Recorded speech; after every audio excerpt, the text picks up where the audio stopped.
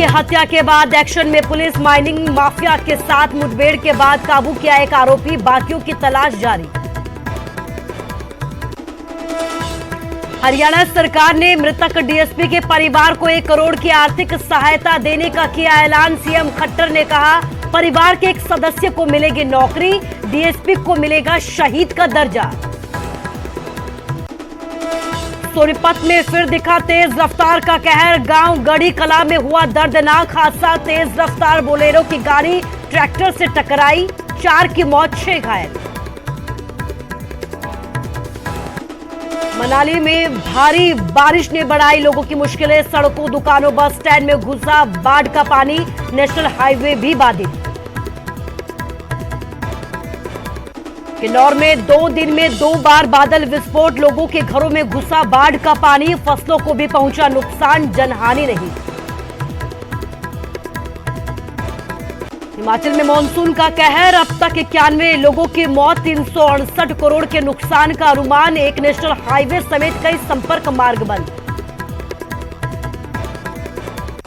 Monsoon की तबाही पर सीएम जयराम ठाकुर का बयान। सभी जिला प्रशासन को किया गया अलर्ट। बंद हुए सड़कों की बहाली का काम भी जारी।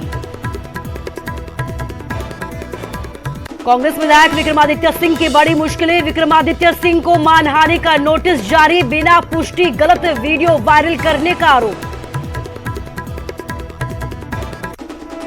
एमएसपी पर कानूनी गारंटी देने से केंद्र सरकार का इनकार। लोकसभा में केंद्रीय कृषि मंत्री नरेंद्र तोमर बोले, सरकार ने कभी भी लीगल गारंटी का नहीं किया था दावा।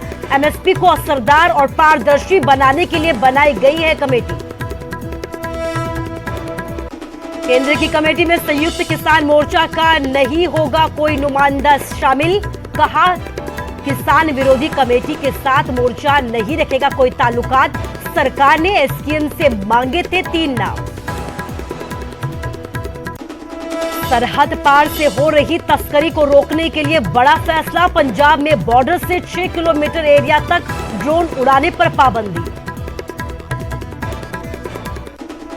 बंदी सिखों की रिहाई के लिए अकाली दल का मोर्चा। जंतर मंतर पर सुखबीर बादल की अगुवाई में किया जाएगा प्रदर्शन।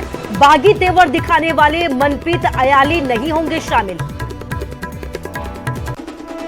नालागढ़ के माजरा गांव में अजगर की दहशत। बीच रास्ते में दिखा 15 फीट लंबा अजगर। लोगों ने वन विभाग से लगाई मदद की गुहार।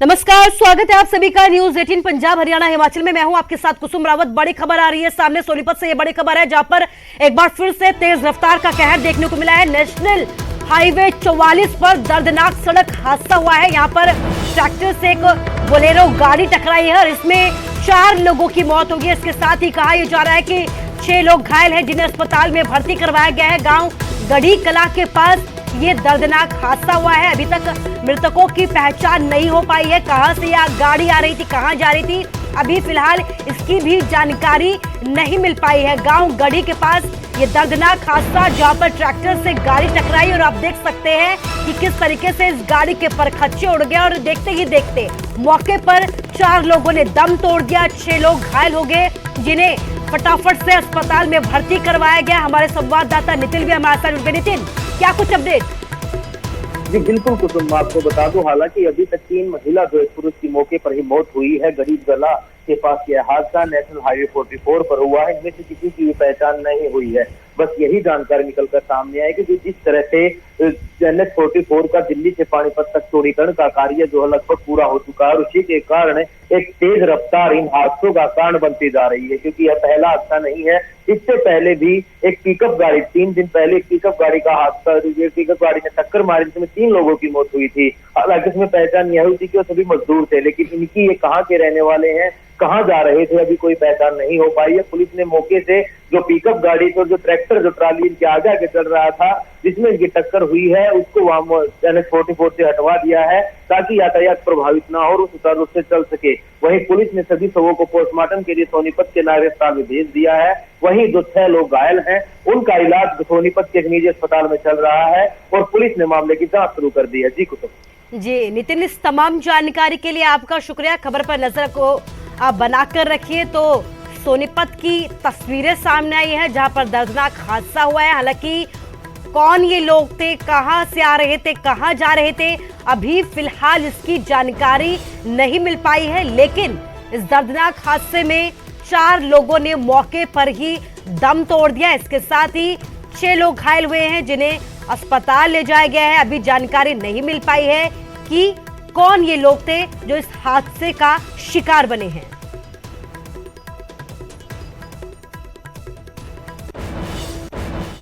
और एक और बड़ी खबर आपको दिखा रहे हैं। स्कूल जाने के लिए जान जोखिम में डाल रहे हैं लोग। मोरनी के कुदला गांव से तस्वीरें सामने आई है जहां पर जोखिम में जिंदगी डाली जा रही है। नदी पर जो है वो पुल नहीं है और यही वजह है कि लोग परेशान हैं।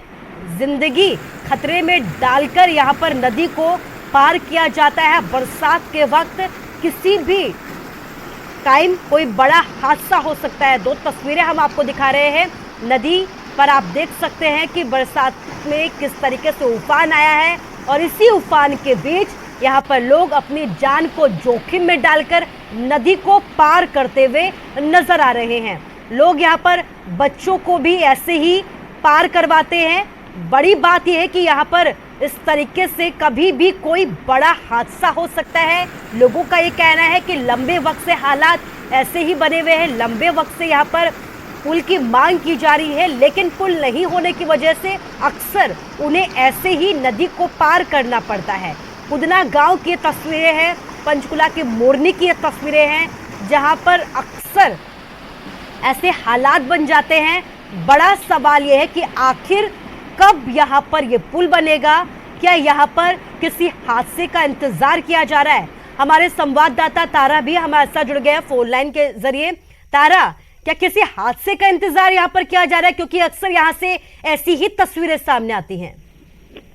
जी बिल्कुल कुसुम, एक बड़ी लापरवाही कही जाए कोई बड़ी बात नहीं है, क्योंकि मोरनी एक पहाड़ी क्षेत्र है और पहाड़ी इन दिनों जो है लगातार बरसात के चलते जो है बरसाती नदियां जो है पानी जो है उफान पर है। और ऐसा एक गांव जो है कूदना पंचायत के अंदर आता है जहां पर आज भी जो है बच्चे बरसाती नदी के उफान को जो है पार करके स्कूल जा रहे हैं। ऐसे ही कुछ तस्वीरें और वीडियो जो है आप हमारे पास आई थी, जिसके बाद हमने इसकी जो है पड़ताल की और पता लगा कि काफी लंबे समय से जो है ये पुल है नहीं बन पाया है, जिसके चलते लोगों को जान जोखिम पे डालकर जो है नदी पार करनी पड़ रही है। और अभिभावक खुद जो है बच्चों को लेने के लिए वहां पहुंचे हैं, लेकिन कहीं ना कहीं जिस प्रकार से लगातार बारिश पड़ रही है और नदियों का पानी उफान पर है तो कोई बड़ा हादसा हो सकता है। ऐसे में प्रशासन और सरकार को जो है इसकी तरफ खास ध्यान देना चाहिए और लोगों की जान की सुरक्षा के लिए जो है निकासी के लिए पुल जरूर जहां यहाँ पर बनना चाहिए। जी तारा, आपसे ये भी जानना चाहेंगे कि लंबे वक्त से यहाँ पर पुल की मांग की जा रही है, ऐसे में प्रशासनिक अधिकारियों से क्या बात हो पाई? किसी तरीके का कोई अपडेट उनकी तरफ से?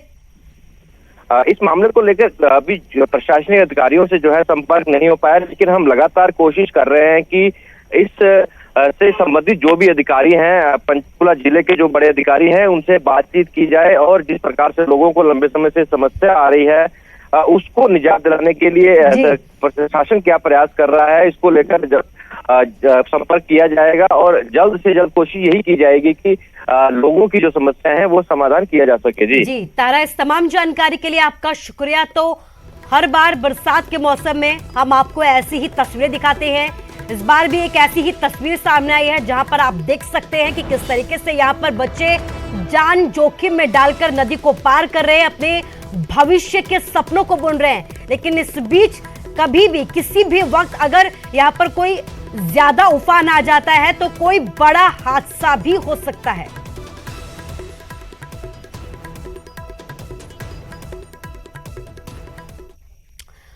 और मनाली से कुछ तस्वीरें ऐसी ही सामने आई है जहां पर भारी बारिश के बाद लोगों की मुश्किलें बढ़ गई। भजोगी और सियाल नाले में भी जलस्तर बढ़ने की वजह से बाढ़ जैसे हालात हो गए। नालों में पानी का जलस्तर लगातार बढ़ता जा रहा है। कई रास्ते जो हैं वो यहाँ पर बंद हो चुके हैं।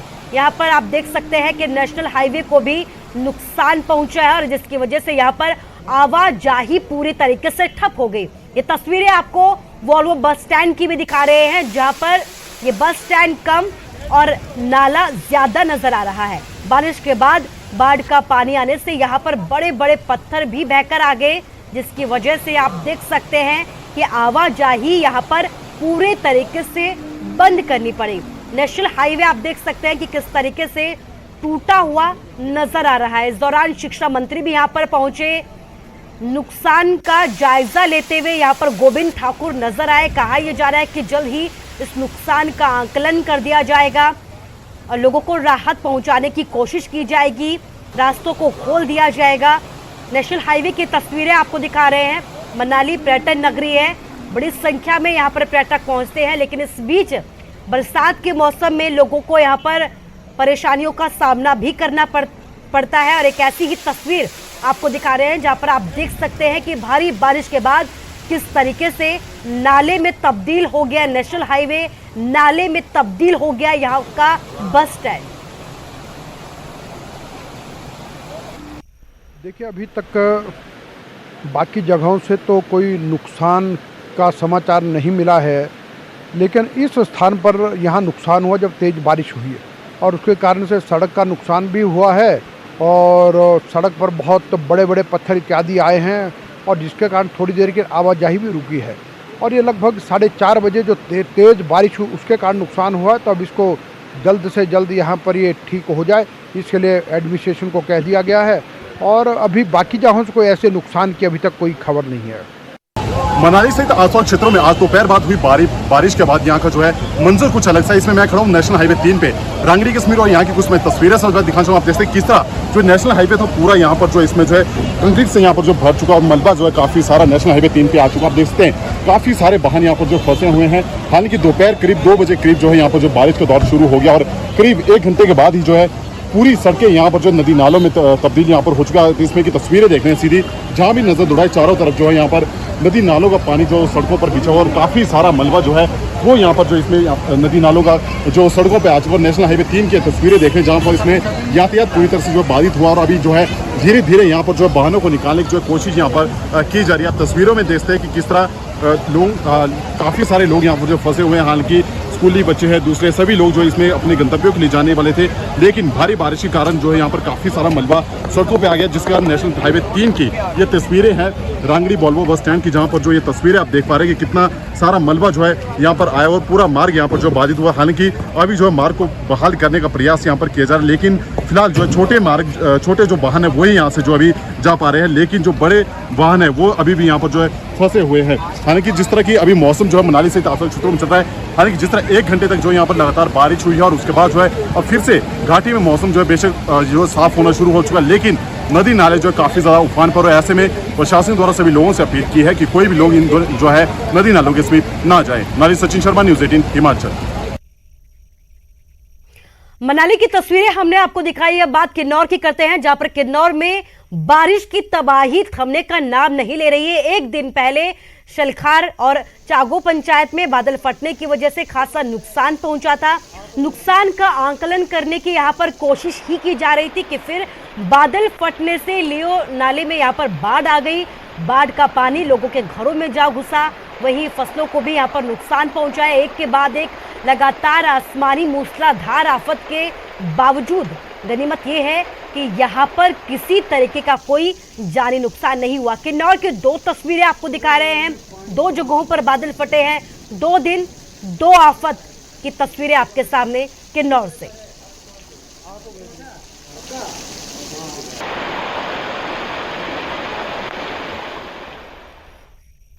तो आप देख सकते हैं कि किस तरीके से देवभूमि हिमाचल में मानसून का कहर लगातार जारी है।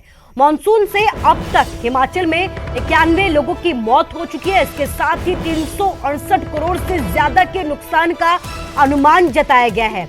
एक नेशनल हाईवे बंद बताया जा रहा है। इसके साथ ही संपर्क मार्ग और भी हैं जो बंद बताए जा रहे हैं। कई जगहों पर बिजली गुल हो गई है।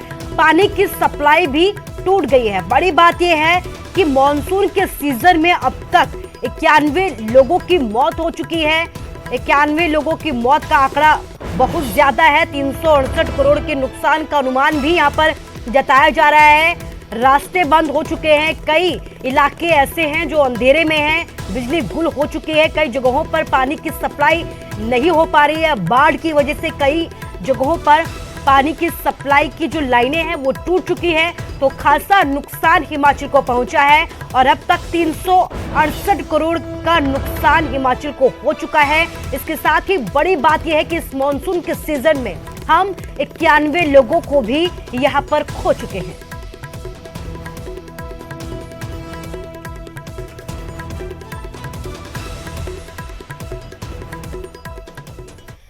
और मॉनसून की तबाही पर सीएम का बयान भी सामने आया है कि सभी जिला प्रशासन को अलर्ट जारी कर दिया गया है। बंद हुई सड़कों की बहाली का काम जारी है। जानमाल के नुकसान का आंकलन किया जा रहा है। अब तक 91 लोगों की मौत हो चुकी है। 368 करोड़ का नुकसान का अनुमान यहां पर जताया जा रहा है। तो सीएम का बयान यहां पर सामने आया है कि सभी से अलर्ट रहने के लिए कहा गया है। सभी जिला प्रशासन को निर्देश जारी कर दिए गए हैं कि सभी जगहों पर अपनी नजर को बनाए रखें। इसके साथ ही बंद हुई सड़कों को खोलने का काम भी जारी है। जानमाल का जो भी नुकसान हुआ है उसका आंकलन भी किया जा रहा है। अब तो बता दें आपको कि हिमाचल में मॉनसून के सीजन में 91 लोग जो है वो दम तोड़ चुके हैं। इसके साथ ही 368 करोड़ का हिमाचल को अब तक नुकसान हो चुका है। बरसात शुरू होने से पहले ही हमने अधिकारियों के साथ बैठक कर ली थी और उसके पश्चात हमारी डिप्टी कमिश्नर के साथ भी 2 बार वीडियो कॉन्फ्रेंस के माध्यम से बातचीत हुई है। सबको अलर्ट पे रखा है और खास तौर से जो हमारे पीडब्ल्यू डिपार्टमेंट, रेवेन्यू डिपार्टमेंट और पीडब्ल्यू डिपार्टमेंट, रेवेन्यू डिपार्टमेंट के साथ हमारा जल शक्ति मंत्रालय, सभी महकमों को ये आदेश दिए गए हैं जहां भी बारिश के कारण कोई क्षति होती है, सड़क टूटती है तो उसको रिस्टोर करना जल्दी हमारी प्राथमिकता है, क्योंकि सेब का सीजन भी हमारा शुरू हो चुका है। और उसके साथ साथ में जो सावधानी बरतने की जरूरत है उस पर ज्यादा ध्यान देने की आवश्यकता है, क्योंकि टूरिस्ट भी आता है और कई जगह इस प्रकार की घटना जब घटित होती है तो उसमें जानमाल का भी नुकसान होता है। तो स्वाभाविक रूप से जो अलर्ट जारी किया गया है वो हमारे ध्यान में है और लोगों के ध्यान में भी उसको लाने की हम कोशिश कर रहे हैं। और एक और बड़ी खबर आपको दिखा रहे हैं। कांग्रेस विधायक विक्रमादित्य की मुश्किलें बढ़ गई है। विक्रमादित्य सिंह को मानहानि का नोटिस जारी किया गया है। अधिवक्ता शीतल व्यास ने आरोप लगाए हैं और इसके साथ ही उन्हें मानहानि का नोटिस भेजा है। बिना पुष्टि गलत वीडियो वायरल करने का आरोप विक्रमादित्य सिंह पर लगाया है और इससे लेकर उन्होंने मानहानि का नोटिस विक्रमादित्य सिंह को भेजा है। हमारे संवाददाता रणवीर भी हमारे साथ जुड़ गए हैं। रणवीर, क्या कुछ अपडेट? जी देखिए, अभी तो ये जानकारी निकल कर आई है कि वो जो है उन्होंने नोटिस दिया और उसमें आरोप ये लगाया है कि बिना जो तथ्यों की पुष्टि ये जो है ये वीडियो जो है वायरल किया गया है। और ये भी आपको बता दें कि ये शीतल व्यास की तरफ से कहा गया था कि ये वीडियो जो है काफी दिन पहले का है, जब रोडू में जो भाजपा नेतृत्व के खिलाफ विक्रमादित्य सिंह ने की तरफ से जो टिप्पणी की गई थी, हालांकि नाम विक्रमादित्य सिंह ने नहीं लिया, तो उसको काउंटर करने के लिए जो है उसके बचाव में जो है विक्रमादित्य सिंह ने उस वीडियो को जो है आगे किया है। अब देखना होगा कि इसमें किस तरह के कानूनी पहलू जो है सामने आते हैं और विक्रमादित्य सिंह जो है किस तरह से इसका जवाब देंगे। कुसुम जी, रणबीर, इस तमाम जानकारी के लिए आपका शुक्रिया। तो बड़ा सवाल यह है कि विक्रमादित्य सिंह किस तरीके से इस नोटिस का जवाब देते हैं, लेकिन कहीं ना कहीं मुश्किल बढ़ती हुई जरूर नजर आ रही है, क्योंकि मानहानि का नोटिस जारी किया गया है। बिना पुष्टि एक वीडियो वायरल करने का आरोप विक्रमादित्य सिंह पर लगाया गया और उसी को लेकर ये नोटिस जारी किया गया है।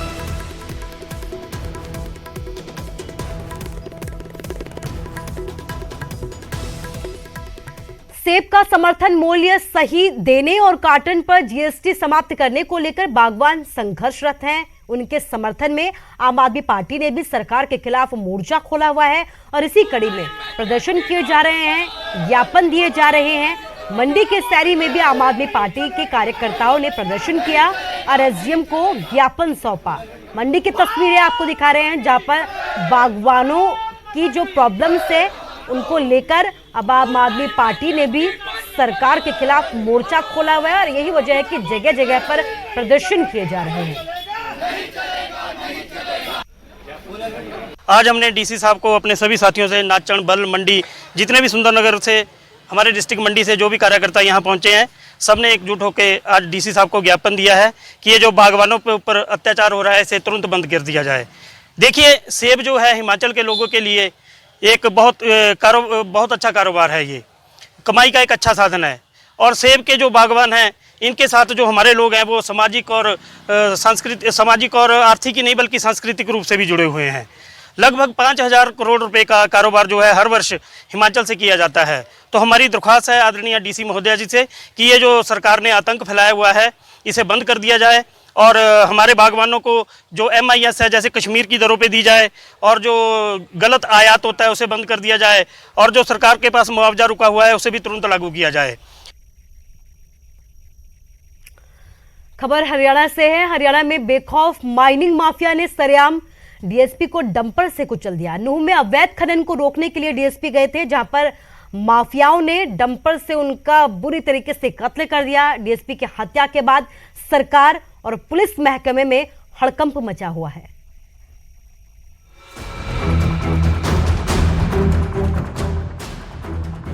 हरियाणा के नूह जिले में खनन माफिया ने डीएसपी पर डंपर चढ़ा दिया। तावड़ू से डीएसपी सुरेंद्र सिंह पंचगांव में अवैध खनन के खिलाफ कार्रवाई करने के लिए पहुंचे थे, जहां खनन माफिया ने उन्हें डंपर से ही कुचल दिया। डीएसपी ने मौके पर ही दम तोड़ दिया।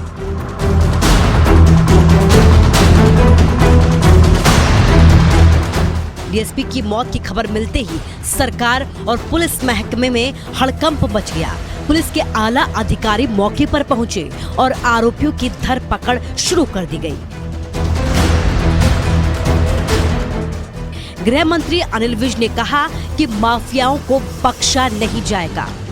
बिल्कुल सख्त कार्रवाई करने के मैंने आदेश जारी कर दिए हैं, चाहे जितनी भी पुलिस लगानी पड़े, जितनी भी फोर्स बुलानी पड़े, आसपास के जिलों की बुलानी पड़े, हम पूरी कार्रवाई करेंगे और किसी को भी हम बख्शेंगे नहीं। डीएसपी सुरेंद्र सिंह हिसार के आदमपुर के सारंगपुर गांव के रहने वाले थे, जो 31 अक्टूबर को रिटायर होने जा रहे थे। 5 जून को ही अवैध खनन को रोकने के लिए टास्क फोर्स का गठन भी किया गया था। डीएसपी सुरेंद्र सिंह को भी इसकी कमान सौंपी गई थी। अवैध खनन की सूचना मिलने पर डीएसपी मौके पर गए, जहां बड़े ही निर्मम तरीके से उनकी हत्या कर दी गई और अब सीएम मनोहर लाल ने उन्हें शहीद का दर्जा देने और परिवार को 1 करोड़ देने का ऐलान किया है। शहीद सुरेंद्र सिंह के परिवार को 1 करोड़ रुपए की राशि सब उसको सहायता के लिए देंगे और उसके परिवार से एक किसी व्यक्ति को जो नौकरी है वो भी जरूर देंगे। इस अवसर पर उनको श्रद्धांजलि अर्पित करने के लिए मैं आपसे निवेदन करता हूं कि सारे कार्यक्रम के अंत में हम 2 मिनट का मौन जरूर रखेंगे। और इसमें संलिप्त जो भी दोषी हैं उनको किसी भी कीमत पर गंभीर से गंभीर हम जो है स्टेप लेंगे और उनको जल्द से जल्द पकड़ेंगे। ये आदेश हमने दिए हैं और इसमें संलिप्त जितने भी और लोग हैं इस गिरोह के, उनको भी कानून के दायरे में तुरंत लाया जाए।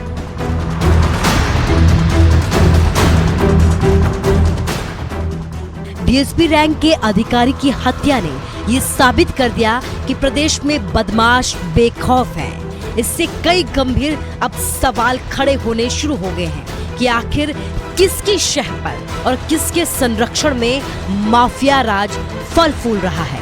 नूह से कासिम खान, न्यूज़ 18 हरियाणा।